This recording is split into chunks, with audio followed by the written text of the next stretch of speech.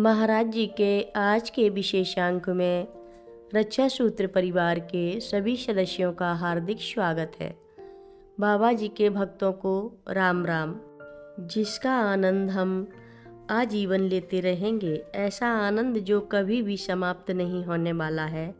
हमारी कठिनाई यही है कि हम बाबा जी के सशरीर और देह के इतने निकट रहे हैं कि हमने केवल देह ही समझने की भूल की और उसी को सब कुछ समझ लिया। इसीलिए अब हमें कष्ट है, क्योंकि उनका शरीर अब हमारे बीच नहीं है। शेष सभी चीज़ें तो हमारे साथ हैं।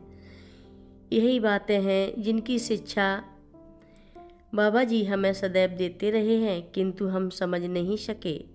और जब बाबा जी हमारे बीच शरीर उपस्थित नहीं हैं, तब हमें उनकी शिक्षाओं और उनकी कथाओं, जिनसे हमारा मन भरा हुआ है, उनके माध्यम से उनका सानिध्य प्राप्त करना है।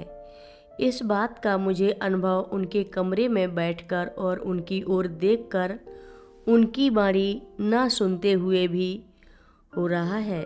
आप सबसे बातें करते हुए मैं अपनी आँखों से सारी बातें एकदम फिर से नए रूप में देख रहा हूँ। जब दादा भी हमें समय मिले, हमें एकत्र होकर बैठना चाहिए। हमारे लिए कैंची और वृंदावन कुछ नहीं है। हमें इनमें इसलिए रुचि रखते हैं क्योंकि हम उनके साथ इन स्थानों पर रहे हैं। हमें यहाँ ऐसा लगा जैसे यह उनका अपना घर हो, आश्रम नहीं।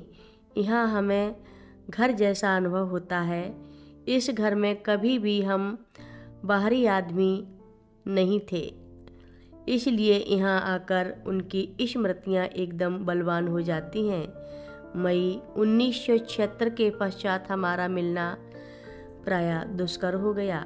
मैं ना तो बाबा जी के आश्रमों में गया और ना ही मैंने उनके भक्तों के घरों की ही यात्राएं की। ऐसा लगा कि बाबा जी अपनी पुरानी आज्ञा के प्रति अत्यंत गंभीर थे। दादा, तुम घर पर ही ठहरो। शुक्ला ने हमें एकदम छोड़ नहीं दिया था। कभी कभी वे बाबा जी का स्मरण करते अत्यंत उद्विग्न हो उठते थे, किंतु ऐसा कोई दूसरा व्यक्ति उनकी दृष्टि में नहीं था जिससे वे अपने मन की बातें कह सकते और अपनी मानसिक दुश्चिंताओं का समाधान प्राप्त कर सकते थे। जब भी हम मिले तब वास्तव में बाबा जी के जीवन काल में ही दो समान हृदयों का मिलन हुआ। शुक्ला का जीवन अंतिम दिनों में बड़ा दुखपूर्ण हो गया था। घर परिवार, बाल बच्चे उन्हें किसी प्रकार की संतुष्टि प्रदान नहीं कर सके। आर्थिक दृष्टि से वे यद्यपि बहुत संपन्न नहीं थे, फिर भी मानसिक रूप से विरक्त थे और नहीं उसके व्यवहार और जीवन पर सांसारिकता का ही प्रभाव था।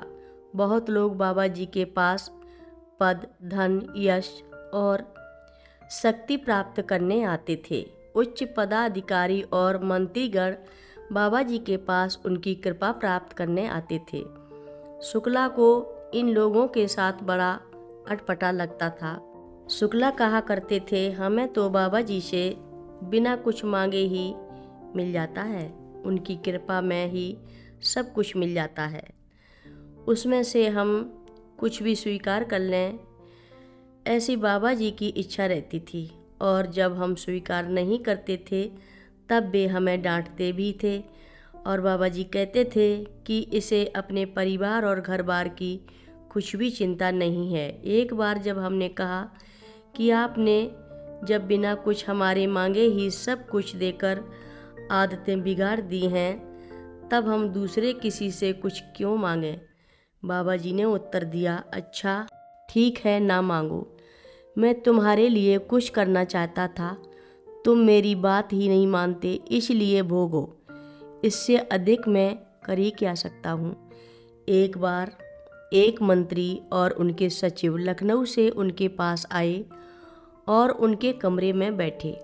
बाबा जी ने उनसे कहा कि क्या वे अमुक अमुक चीज़ें कर सकते हैं। मंत्री जी ने कहा कि इन कामों को करने में कोई कठिनाई नहीं है, उन्हें क्या कराना है वे बताएं। बाबा जी ने कहा, उन्होंने केवल जिज्ञासा बस ही ऐसा पूछा था। जब वे लोग चले गए तब बाबा जी ने शुक्ला से कहा कि यदि वह ठेका लेना स्वीकार कर ले तो घर बैठे बिना कोई श्रम किए उसे अमुक धन राशि मिल सकती है। शुक्ला ने स्वीकार करने से मना ही नहीं कर दिया, वरन बाबा जी से यह भी कह दिया कि वे उसे लालची क्यों बनाना चाहते हैं, क्यों उसे भगाना चाहते हैं, अपने चरणों की सेवा से अलग करना चाहते हैं। बाबा जी, यदि आपका दिया हुआ ठेका नहीं पूरा कर सकता तो मैं दूसरों का दिया ठेका क्या पूरा करूँगा। उन्होंने कहा, बाबा जी ने तब इतना ही कहा, मैं तुम्हारे लिए और तुम्हारी परिवार का कुछ भला करना चाहता था। यदि तुम्हारी समझ में यह बात नहीं आती तो मैं क्या कर सकता हूँ। कथा लंबी है, आगे की कथा सभी भक्तों को अगले भाग में सुनाएंगे।